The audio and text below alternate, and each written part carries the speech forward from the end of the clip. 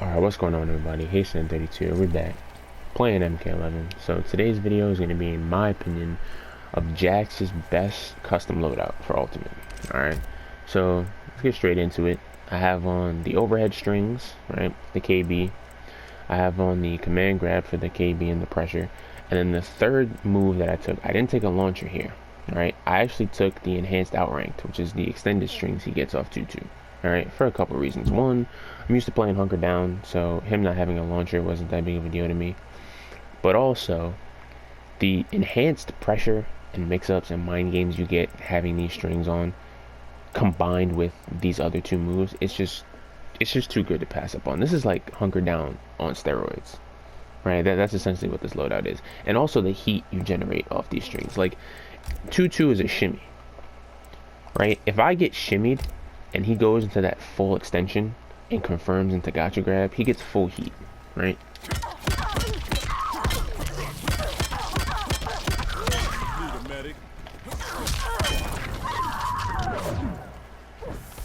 Right? So if I get shimmied here, right? If I try to tech right there and I get shimmied and he confirms into gotcha, right? Full heat right there, right? And just to show y'all, easy crushing blows are off. So that's full heat he gets, right? He can also, as I just mentioned, 2-2 is a shimmy. So he can also do dash up 2-2. And then because I also have the overhead strings, he can do dash up 2-2, 1+3, go into the overhead string. And if I guess wrong on grab right there and I get shimmied a second time, he gets like 30% off of that KB as well. So, like, the utility that string provides, like being able to generate that much heat. Oh, that's the long Jade. Being able to generate like that much heat that quickly, and then having that mind game, right, with the overhead strings, right, like, to me that's just insanely powerful. Like, when he's fully heated, he's like probably the scariest pressure carrier in the game to deal with up close. And having this combined with the overhead KB, combined with gotcha grab, like being able to generate heat that fast and having that mix up is just way too powerful, right, to me. Okay, but let me explain to y'all why I didn't take a launcher. Because he has a decent amount of launchers to choose from, right? He has lethal clap, he has ripped, and he has duck and weave, okay? But to me, what you gain from these strings outweighs what you gain from the launchers, right? You also lose a lot with those launchers as well, right? So let me go into that, all right? So let's talk about lethal clap first, okay? Let's talk about lethal clap. So lethal clap is solid for a couple reasons. One, it's his armor break, right? It also, you don't spend meter to launch with lethal clap, but you instead spend arm heat, and that's bad. Okay, one, you have to be fully heated to launch, right? So at level 1 heat, right, this doesn't launch. You have to be fully heated to get the launch, and that's if you armor break or not. It also knocks them like far away at mid screen. In the corner you still get your, you know, typical corner combos, but at mid screen it knocks them like far away, so you don't really get much off of it anyway.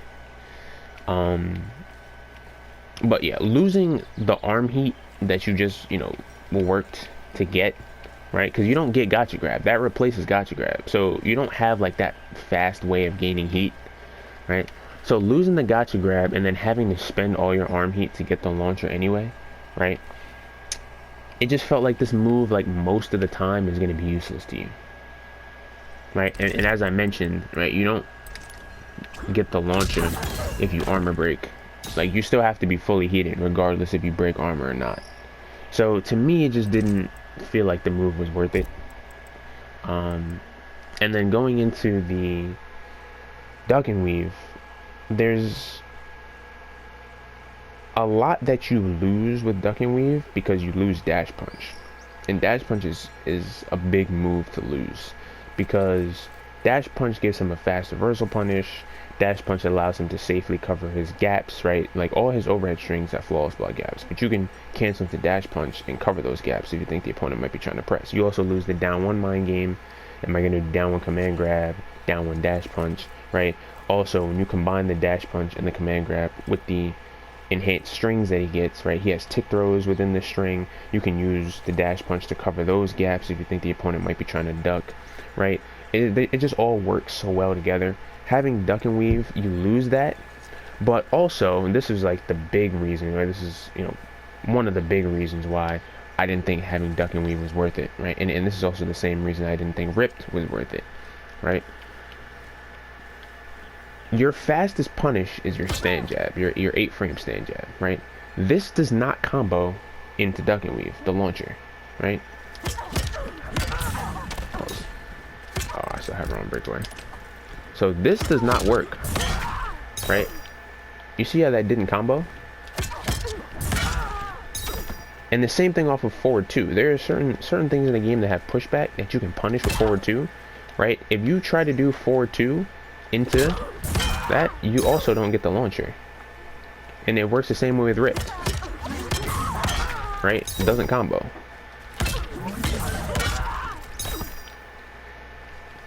So for me, right, like, what's the point of even taking those moves if I'm not going to be able to get the launcher off of my fastest punish, right, and my farthest reaching punish, right? Like forward 2 punishes a lot that like forward 3 won't, right?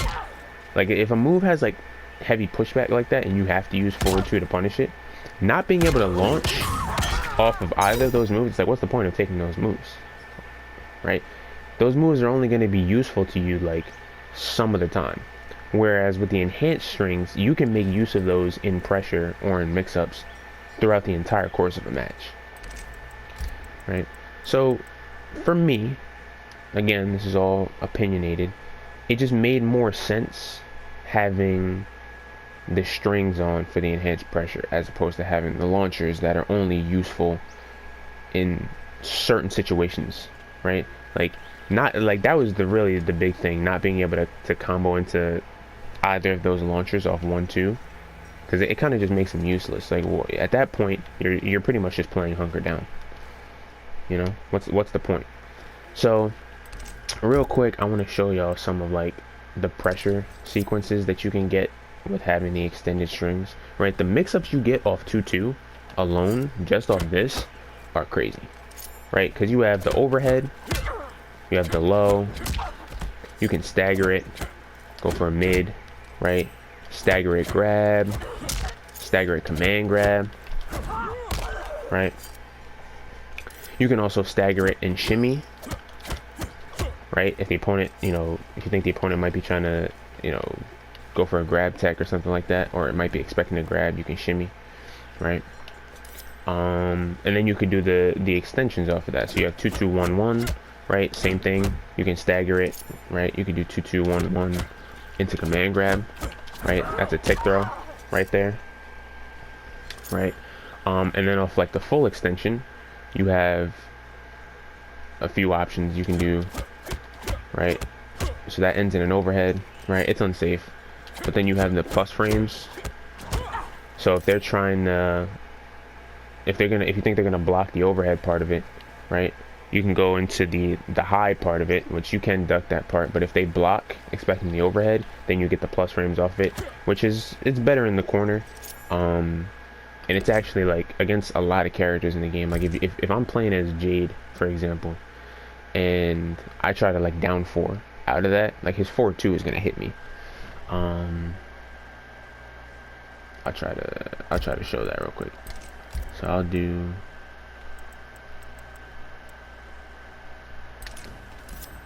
let me put him in the corner.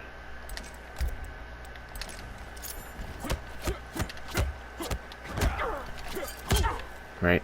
So if I try to poke here, right? See how the 4-2 beats out my down 4? So in the corner, that's more useful to you than at mid-screen. The pushback at mid-screen kind of makes it a little, I won't say useless at mid-screen, but it just makes it harder to actually take advantage of those plus frames. But in the corner, that's actually like a really good pressure string for you. And then also the last hit of this will tick throw. And then you also have the mix up there, or am I gonna tick throw? Am I gonna go for a high, or am I gonna do the mid dash punch, which will cover you trying to duck there? And you know, that's, again, you know, if you were to have duck and weave on, you wouldn't get that mind game. Obviously you wouldn't have on those strings if you took that instead. But just being able to have those, like, all those different options, like at any point in that string, if they're expecting you to like stagger, or if they're maybe expecting a command grab, Like if they're expecting that tick throw and they press, right, you can see that the last 2 hits weren't blocked and still confirm into gotcha grab or confirm into dash punch. Maybe you want the damage ender, right? Like at any point in that string, except for like the very, very last hit, you can see your opponent get hit and confirm into whatever you want to confirm into, right? So this string, just overall, for the pressure, for the mix-ups, like everything that it does for you over the course of a game, to me is just more valuable than having those launchers that are only going to be useful to you sometimes, right? But yeah, I don't want to drag the video on too long. That's essentially why I took the moves that I took. You know, having that enhanced pressure, the, you know, combined with the overhead strings, the command grab, right? Like his offense, especially when he's fully heated, having those strings on top of, you know, having the overhead strings and the command grab, like out of all the pressure characters, I honestly think with this loadout, he's probably the scariest one in the game. Definitely fully heated. He's definitely the best, in my opinion, definitely the best pressure character when fully heated, when you have this combination of moves on. But yeah, I'm gonna be making more videos on custom loadouts. There's a lot of characters that I haven't seen a lot of players make custom loadouts for, so I do want to make some more videos on that. I wanted to wait a little bit until after Ultimate had kind of, you know, been on its way for a little bit, and you know, just to see if, you know, any other people would make custom loadouts for different characters. But there's a lot of characters that I haven't seen loadouts for, so I'm gonna be making some more. I think I'm probably gonna do Terminator next. But yeah, this is my custom Jax loadout. All right, I strongly recommend you guys try this loadout out online, see how it goes. Let me know what you think. But yeah, thanks for watching, and catch you in the next one.